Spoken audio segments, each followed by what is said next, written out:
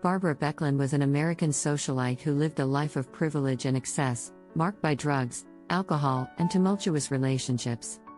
Her story ultimately ended in tragedy, as she was murdered by her son, Anthony, in 1972.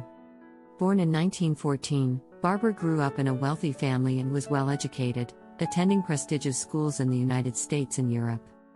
She was known for her beauty and charm, and her socialite status made her a sought-after figure in the New York City social scene. However, despite her privileged background, Barbara struggled with addiction and a tumultuous personal life. She was married multiple times, and her relationships were often marked by infidelity, abuse, and addiction. In the 1950s, she became heavily involved in drugs, including heroin and cocaine, and her drug use worsened over time. In the late 1960s, Barbara moved to Paris, where she continued to struggle with drug addiction and tumultuous relationships. She also became involved with the world of high society and the arts, hobnobbing with the likes of Salvador Dali and the Rolling Stones. Despite her social circle, however, Barbara remained deeply unhappy and continued to struggle with addiction. In 1972, Barbara's son Anthony, who was also struggling with drug addiction, murdered her in their Paris apartment. Anthony claimed that he had killed his mother in a fit of rage, as he was tired of her controlling and abusive behavior.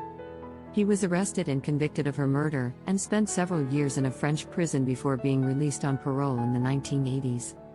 Barbara Baekland's story is a cautionary tale of privilege and excess, and the dangers of drug addiction and unstable relationships. Despite her wealth and social status, Barbara was unable to escape the demons that plagued her, and her life was marked by tragedy and heartbreak. Her story also highlights the importance of mental health and the need for support and resources for those struggling with addiction and other mental health issues.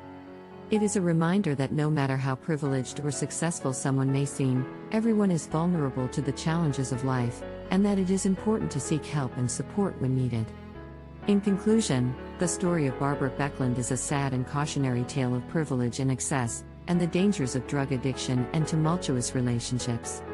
Despite her wealth and social status, Barbara was unable to escape the demons that plagued her, and her life was marked by tragedy and heartbreak. Her story highlights the importance of mental health and the need for support and resources for those struggling with addiction and other mental health issues, and serves as a reminder that no one is immune to the challenges of life.